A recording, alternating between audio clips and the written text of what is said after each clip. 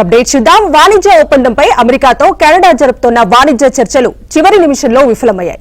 వాణిజ్య ఒప్పందాన్ని ఖరారు చేయడానికి కెనడా నిరాకరించడంతో చర్చలు నిలిచిపోయాయి. దీంతో కెనడా నుంచి దిగుమతి చేసుకునే 20 బిలియన్ల విలువైన వస్తువులపై 50% సుంకాలు విధించనున్నట్లుగా అమెరికా ప్రకటించింది. తక్షణమే టారిఫ్లను అమల్లోకి తెచ్చింది.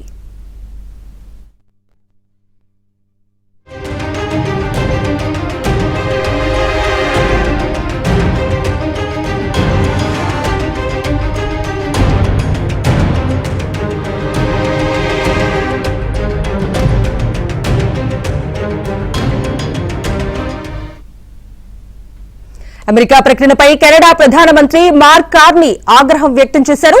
అమెరికా చివరి నిమిషంలో ప్రతిపాదించిన నిబంధనలపై అసంతృప్తి వ్యక్తం చేశారు.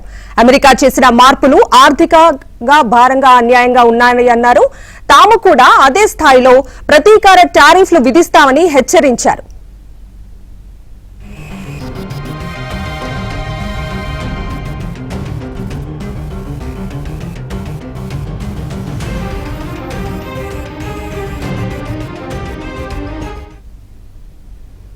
వాణిజ్య ఒప్పందంపై అమెరికాతో కెనడా జరుపుతోన్న వాణిజ్య చర్చలు చివరి నిమిషంలో విఫలమయ్యాయి.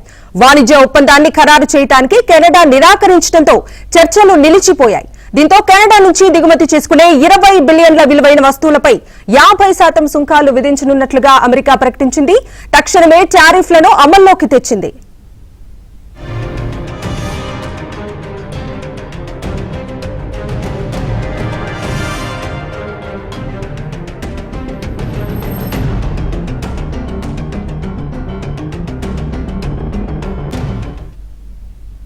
అమెరికా ప్రకటనపై కెనడా ప్రధానమంత్రి మార్క్ కార్నీ ఆగ్రహం వ్యక్తం చేశారు.